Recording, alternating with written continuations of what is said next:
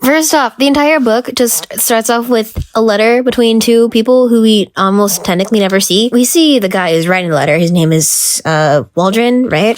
His name is Robert Walton. His name is Robert Walton, and he's speaking to his sister Margaret, who never appears physically in the book. So I don't know why she's here exactly, but she's here. And also, fun fact, the entire book is just a letter to her, if you think about it, because he's recounting his adventures in the letters, and then he finds Victor there, and he's like, I'm gonna give my entire life story. So he has an entire manuscript. That is what it says in the book. I will send you a manuscript. It's just at her doorstep, and she's reading it probably. So the first bit of the book is Walton and his crew. They're in the Arctic, and then they see two people chasing each other in the Arctic. Like, gee, I wonder what they could be doing. And one of them appears on his ship, being Victor Frankenstein, who is in a coma for a few days. And then once he wakes up, he tells Walton his basically entire life story, which takes place in Geneva, I believe, right? Geneva. Takes place in Geneva, in Europe, somewhere. I forgot where. And that he's rich. Victor is very rich. And at some point, his mom adopts some girl off the streets, because you can do that for some reason in the 1800s. And her name is Elizabeth, because of course her name is Elizabeth, which is a very nice name, by the way. But she just adopts her from the streets as she's on vacation and brings her home. And she's like, oh, by the way, this is your new sister or cousin or whatever, but she's going to marry you in the future. So yay. Also, there's another version of the book where they are blood related, which is nice. Anyway, as the book goes on, Victor becomes a science nerd, which is also cool. And his dad isn't like that, but Victor's like, whatever. So when he grows up, Victor goes to school, or he gets accepted into a school that allows him to be a science nerd. But spoiler, his mom dies.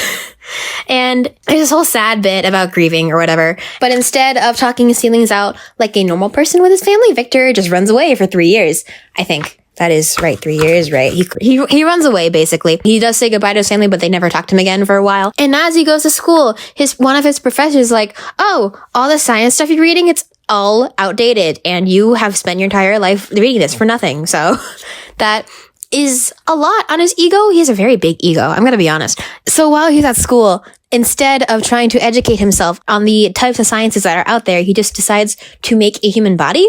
Like, he can do that, I guess, apparently. So through very legal means, I am sure, Victor just has a human body somewhere in his house. Like, why? I don't get it. He just has a human body. Where do you get the body parts? I'm sorry. I don't remember any of this. So it's just like he has it in his house. I think it's funny. So he somehow brings it to life. I do not remember how. I will probably edit it somewhere in. But as it comes to life, he's like, it's alive. It's alive. Oh God, it's alive. And the monster, it wakes up, or his creation, he calls it the monster later on, because of course he calls it the monster. He calls it the monster, and the monster is like, hi, and he's like, gross. So he runs away and hides in his closet for the entire night. And once he wakes up, the monster is gone. Just like, gone. It's not in his house. It's nowhere to be seen. Like, you're not gonna look for it, bro.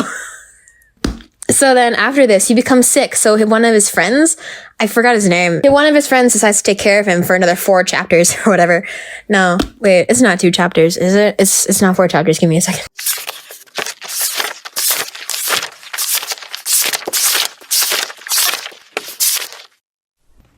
Okay, where was I? So Victor, he gets sick from all the stress of this monster just disappearing, because he does somehow care, but he doesn't spend enough time caring because he's sick for 2 whole chapters. His friend takes care of him. That's nice. And then his family writes him a letter when he's not sick anymore saying, oh, hey, we're sorry you're sick. By the way, spoiler, your brother is dead. Dun, dun, dun. Spoiler, the maid did it. But no, she didn't, because double spoiler, the monster did it. I wonder why. However, the maid is found guilty, and she is soon to be executed. Oh no. That is it's sad, but you understand what my point is. So instead of dealing with his feelings like a normal person, because he knows the monster did it, so instead of doing the right thing and searching for the monster, he runs away into the mountains, because he can do that, I guess. But another plot twist, the monster chases him, and they fight for a bit. It's not even longer than 2 pages, honestly, which sucks. But they fight, and the monster stops fighting, and he's like, please listen to me. And Victor's like, no. And the monster goes, pretty please? And Victor's just like, sure, fine. And then we have exposition for 4 chapters.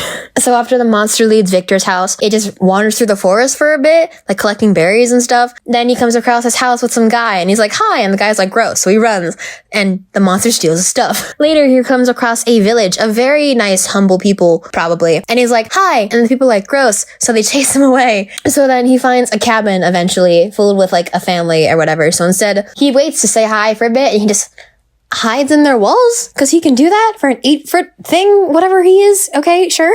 In this cabin, there's a blind guy who lives with his children, and they're really, really poor. So poor that they can't collect wood. So the monster does it for them while they're sleeping, which is both very nice and very creepy, but whatever. Later on, they have this girl live with them, and she doesn't speak English or whatever language they speak. So she doesn't speak it, so she gets taught by them. So the monster learns to read right from this, and from this, he discovers who Victor is and how he was created, the monster himself. Because the night he left Victor's house, he stole some papers of Victor's, of his studies and stuff, and the monster's like, Victor, bad. Which, like, I totally get it, dude. I don't like Victor either. So after a while, the monster tries socialization again, which is already scary enough. So he goes up to the blind guy when the family's away, and he's like, hi. And the blind guy is also like, hi. And before he can, like, explain himself to a children, because the children won't get it, the children come back and they're like, gross. So they chase him away again. So he runs the next day. He wants to go back to apologize, to be the nice person, because he's a nice person. He's like a 5-year-old or whatever at this point. But instead, they're gone. Like, just gone. They leave the house entirely. Which, like, I kind of understand, but how do you leave? Where are you going? You're poor. So because of this, the monster doesn't know what to do, so he just goes to find Victor all the way in Geneva, because plot, I guess, which is his training arc or whatever you could say. Because at some point he saves some girl at a river because she almost drowns, and she's thankful, but she's screams of how ugly the monster is. People come over and they chase him away and he almost dies, and the monster is like, humans bad. Which, did you not get that? They thought you were ugly and gross and they chased you away. Like, how did you not realize this? So he arrives in Geneva and he finds the brother, the little short one, William, whatever his name was. And he's like, hi, you're ugly. And the monster is like, gross, and straight up murders him.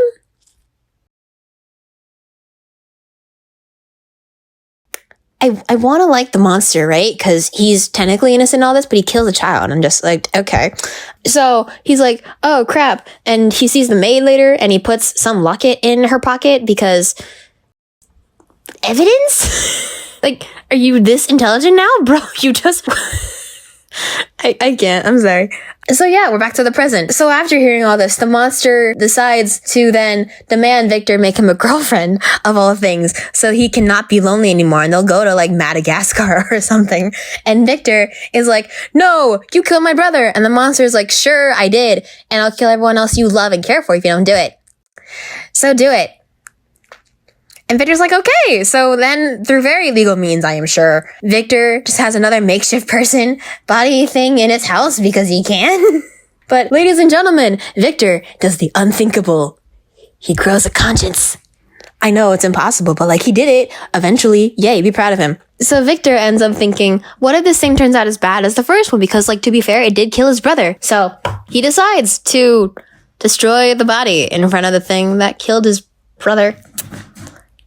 We were making progress, dude. Why would you do that? So because of this, the monster swears revenge, which, like, totally reasonable, I kind of believe. So Victor decides to throw out all the evidence of this body shift work thing in the ocean, but then he goes to Ireland, of all places, which, you know, already sucks. But then he gets arrested there for murder. Dun dun dun. Gee, I wonder why. But Victor is found innocent, and he goes home, and he decides to marry Elizabeth immediately because... I don't know. Because, like, yeah, that definitely should be priority right now. Not this giant monster that wants to kill your entire family. No, not at all. So on the day of their wedding, Victor hunts the monster down, but the monster is already with Elizabeth, and it kills her. Oh, no. Which, already sucks, but then his dad dies 3 days later because of all the grief. So now his entire family is dead. So Victor swears revenge and decides to chase him all around the world because he can do that. For some reason. And we're back at the beginning in the Arctic, I think, right? So back on the ship, Waldron is hearing all this. He's like, wow, this is so interesting. But then the ship gets stuck in ice because Arctic stuff. And the crew wants to leave because it's very dangerous and they're probably going to stay there for a while. But Victor's like, no. And he gives some really passionate speech that is probably relevant to the plot's message. I don't know. The crew is still like, nah. Just like, nah. Victor, because of this, he just decides to leave, even though he is a literal napkin of a man. Like, he's so skinny and weak and just every priority straight, Jesus. Claiming he will kill his creation, which he should have done, like, at the beginning. Or you know what, he shouldn't have made it at all, because none of this would have happened if he didn't make the goddamn body. It's like, seriously?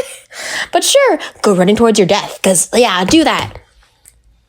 Oh, he's actually dead now. I expected that, but this stuff kind of sucks. Like, ugh. So Victor's dead. That's something. He just dies on Walton's ship because plot, I guess. And the monster comes on. Like, he just knows the ship is there somehow. And you would think this whole murder spree would make the monster happy because, you know, it was against Victor. But instead, he feels nothing. He just feels nothing. He's super depressed and miserable and feels nothing because he has basically no purpose in life anymore. What was your purpose in the beginning? Did you even know what it was? He just decides to sail off into the ocean to die? What? This book is weird, guys. So yeah, everyone's dead. That's the message. Miss Craft, you're probably listening to this. This isn't what you want. I'm so sorry. So yeah, I hope you like this. I worked kind of hard on it. I didn't realize I had 2 weeks for this to be due, so that's interesting. I hope it looks good. I hope it sounds good. I hope the quality is great. But I liked it. This was fun, and I don't know how you're gonna see this. Maybe on YouTube or just on my phone or computer. I don't know how it's gonna work. I'm gonna deal with that. That's my future me problem. Also, hi future me. But yeah, I think it's gonna be fun. I think all the products are gonna look cool because people in the class are cool. I think. Half you probably don't know I exist. So yeah, have a nice day.